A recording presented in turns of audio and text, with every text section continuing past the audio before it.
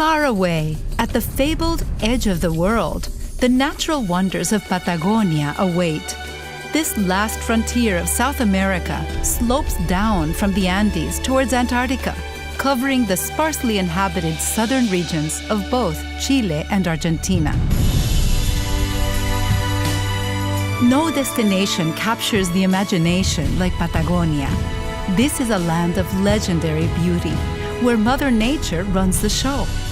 Prepare to feel dwarfed by the mighty volcanoes, towering glaciers, and floating icebergs that are sure to cross your path. In this remote region, even the most firmly planted human footprint is soon covered under blankets of snow, erased by westerly winds or washed away by lapping waves. With its mosaic of green steppe plains and blue mountain lakes, framed by wooded hills of ever-changing colors, Patagonia paints a mesmerizing picture. White-capped peaks of silvery mountains puncture the horizon, while soaring condors and solitary gauchos bring this seemingly spellbound landscape to life. This untamed land has moods as changeable as the weather, and can be rugged and desolate, as well as breathtakingly beautiful and inviting. Everything south of here is too harsh for human settlement, and it's this edge-of-the-world feeling that has captivated intrepid souls for centuries. First to arrive was the 16th century Portuguese explorer Ferdinand Magellan, who named the region Patagonia, the land of the big feet. Some 300 years later, a young Charles Darwin contributed to the myth that this was once a land of giants by collecting the remains of huge extinct animals. Now, almost 2 centuries later, Patagonia is still a place of discovery. While the region has become much easier to reach, its mythical appeal remains. Whether you set out on a road trip or explore its far corners by cruise ship or plane, this is bound to be the journey of a lifetime.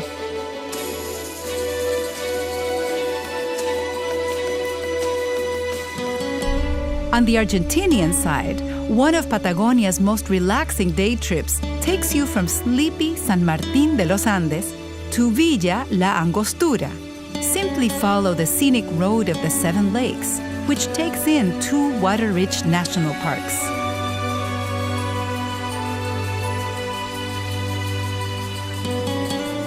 This road trip will bring you to San Carlos de Bariloche, a popular mountain resort on the shores of Lake Nahuel Huapi. The town has all the facilities and outdoor pursuits of the Swiss Alps, without the price tag.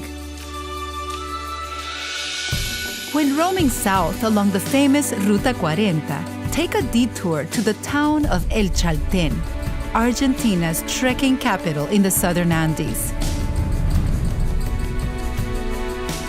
Hike to the idyllic Laguna Capri, or to even higher lookout points, to gaze up at the moody Fitzroy Mountain. Other trails provide scenic views of the jagged peaks of Cerro Torre, which only few dare to climb.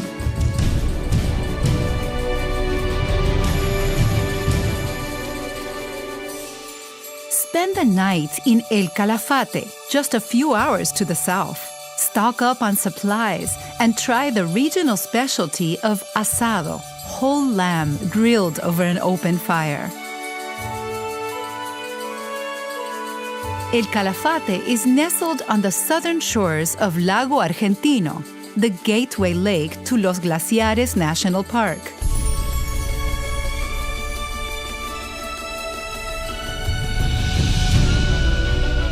Embark on an epic journey to one of nature's greatest gifts, the Perito Moreno Glacier. If ice trekking over its slippery surface doesn't warm you up, perhaps a whiskey on the rocks will. From the safety of a nearby viewing platform, observe the ever-changing face of its terminus, which reaches some 200 feet above sea level. This glacier is the world's third largest freshwater reserve.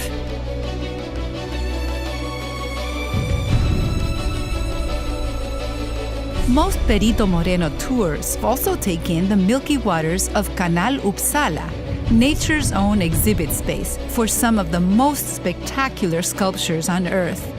Floating icebergs shaped by water and wind. All the way south, the Strait of Magellan separates the far corner of Patagonia from mainland Argentina. When Magellan first arrived here, he spotted the campfires of native tribes and named the archipelago Tierra del Fuego, the land of fire. You can get there by boat, but most visitors simply fly to the province's capital, Ushuaia, the southernmost city in the world. This former penal colony was once a cold and brutal place of punishment, but now extends a warm welcome to all newcomers. In the morning, board the end-of-the-world train for an unforgettable day trip to Tierra del Fuego National Park. An even more scenic way to reach this reserve is joining a cruise along the Beagle Channel, the closest you can get to experiencing Antarctica without actually going there. See the Magellanic cormorants flock to Bird Island and then observe the lazing giants on Seal Island. The nearby Les Éclaireurs lighthouse has marked this passageway to Chile for about 100 years.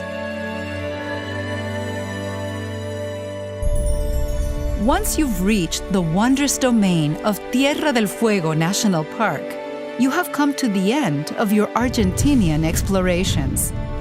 From here, you can either return to Ushuaia and fly to Buenos Aires, or cross over into Chile to explore the west coast of Patagonia, where more adventures await.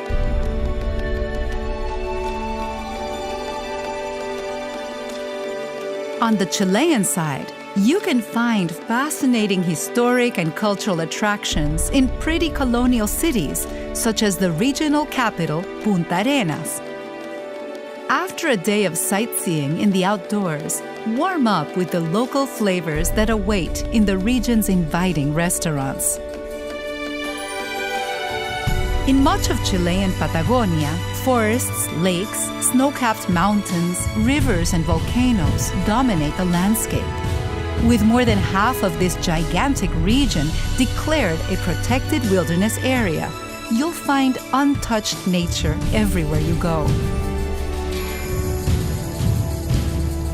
On your way north, take a little detour to the Milodon Cave. This prehistoric shelter held the remains of a giant ground-dwelling sloth and other huge extinct species. It was discoveries like these that sparked Darwin's theory of evolution by natural selection. Not far from the cave, the granite peaks of Torres del Paine loom over Chile's windswept tundra like towering castles in the sky. This dramatic national park is brimming with lakes in many shades of blue and green, some with distinctive white banks and others that spill out into gorgeous waterfalls, such as Salto Grande. Continue north until you spot the spectacular outline of the Osorno volcano. This fearsome giant is the focal point of Los Lagos, the lake region that forms the northern border of Chilean Patagonia. Straddling the opposite shore of Lake Yanquihue is the small town of Puerto Varas, a good place to end your Patagonia expedition. After collecting some mementos, you can either return to Bariloche in Argentina by crossing the border via the lakes, or drive north for a stopover in Pucón and Villerica before flying out from the capital, Santiago de Chile.